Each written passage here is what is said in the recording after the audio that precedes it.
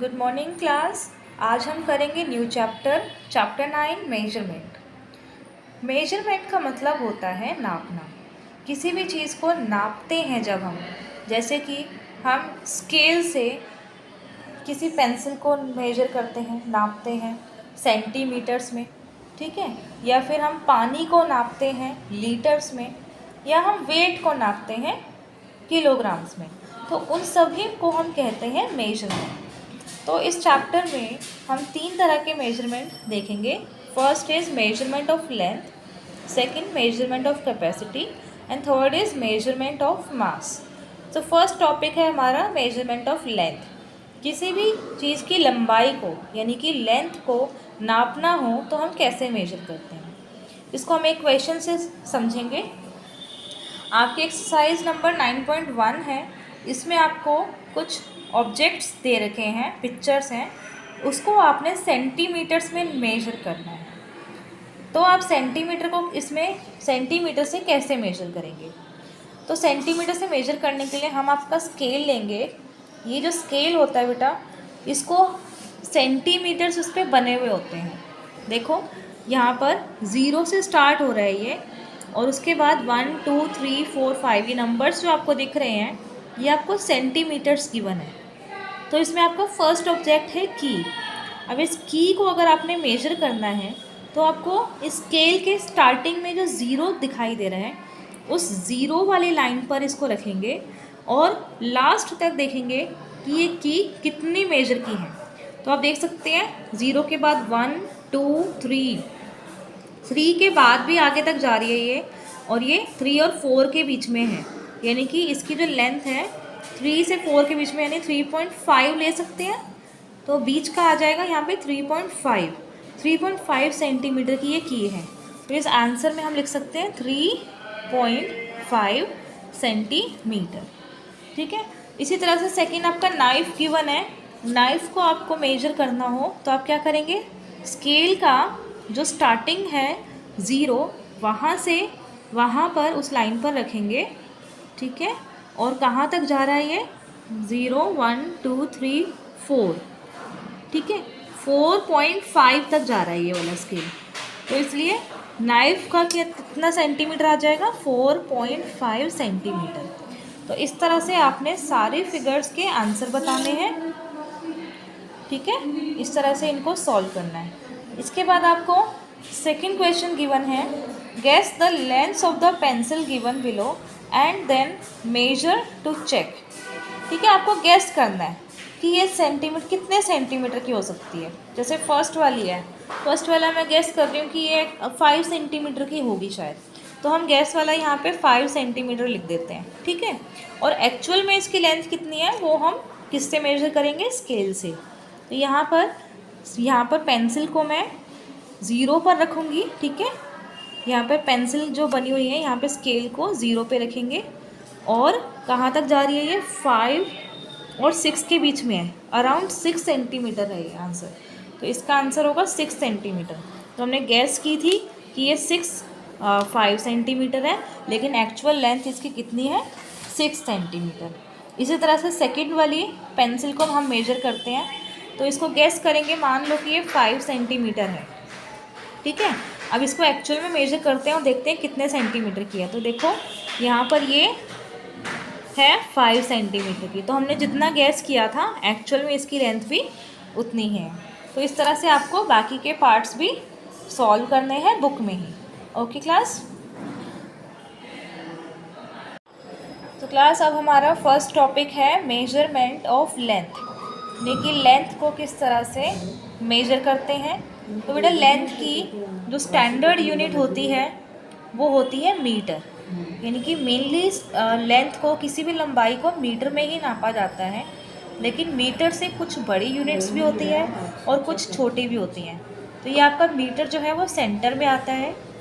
Metre से बड़े units जो होती हैं, मीटर से एक यूनिट बड़ी होती है डेकामीटर, ठीक है, यानी कि एक जो डेकामीटर है उसमें 10 मीटर्स आते हैं।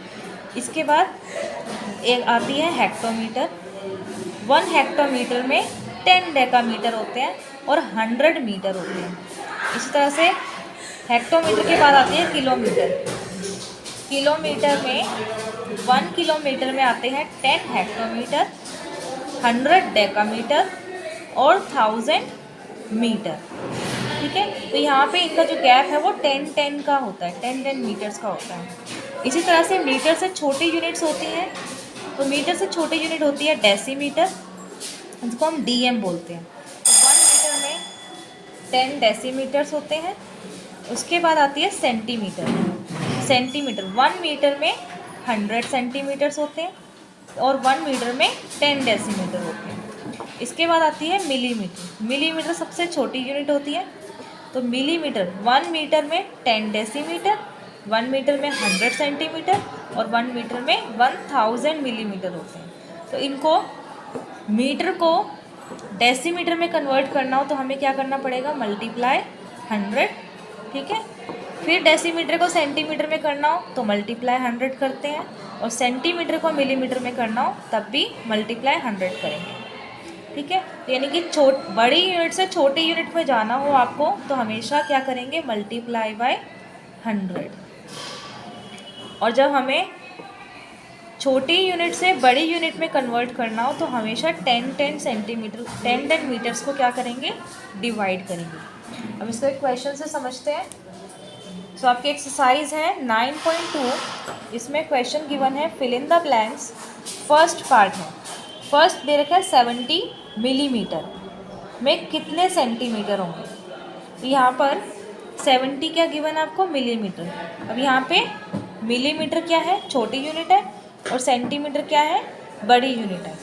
तो मिलीमीटर छोटी यूनिट को बड़ी यूनिट में कन्वर्ट करना तो हम क्या करते हैं, यहाँ पर आपको 70 गिवन है, तो यहाँ पे 70 का जो ज़ीरो है यहाँ से स्टार्ट करेंगे। ज़ीरो आपका मिलीमीटर में आना चाहिए।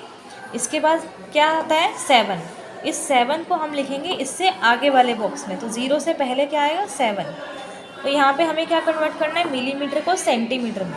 ठीक है, तो सेंटीमीटर में क्या आ रहा है, 7 आ रहा है, तो आंसर आपका क्या आ जाएगा, 7। इस ज़ीरो को हमने हटा दिया यहाँ से, तो यहाँ पे जो भी इस बॉक्स में नंबर आएगा वो आपका आंसर होगा। अब थर्ड क्वेश्चन है, 400 सेंटीमीटर में कितने मीटर है। यानी कि आप छोटी से बड़ी यूनिट कर रहे हैं अभी भी। देखो सेंटीमीटर छोटी यूनिट है और मीटर क्या है, बड़ी यूनिट है। तो हम क्या करेंगे, मीटर तक इस नंबर को लिखते जाएंगे। यानी कि सेंटीमीटर क्या है, लास्ट में क्या है, 0। तो आप यहाँ से 0 से स्टार्ट करेंगे, 0 देन 4। तो आपके मीटर में क्या आया, 4। तो आंसर भी क्या होगा, 4। यानी कि जो मीटर वाले बॉक्स में होगा वही आपका आंसर होगा। फिफ्थ क्वेश्चन, फिफ्थ है 400 metre is equals to dash decametre. अब आपको मीटर को डेकामीटर में कन्वर्ट करना है। ठीक है, मीटर को डेकामीटर में करना है, यानी कि छोटी से बड़ी यूनिट में करना है। सेम क्वेश्चन, तो यहाँ पे 400 मीटर है, तो मीटर का स्टार्ट करेंगे 0 से। 0 आया, इसके बाद आपको कन्वर्ट किस में करना है, डेकामीटर में। तो बचे हुए जितने भी नंबर्स हैं, जितनी भी डिजिट्स हैं, वो सब क्या आ जाएंगी, डेकामीटर में आ जाएंगी। ठीक है, तो यहाँ पर आपका आंसर आया डेकामीटर में 40, तो आंसर में क्या लिखेंगे, 40। इसके बाद सेवन्थ पार्ट में है 70 hectometre is equals to dash kilometre. यानी कि आपको किलोमीटर को कन्वर्ट करना है, हेक्टोमीटर को कन्वर्ट करना है किलोमीटर में। तो यहाँ पे हेक्टोमीटर यहाँ है और किलोमीटर यहाँ है।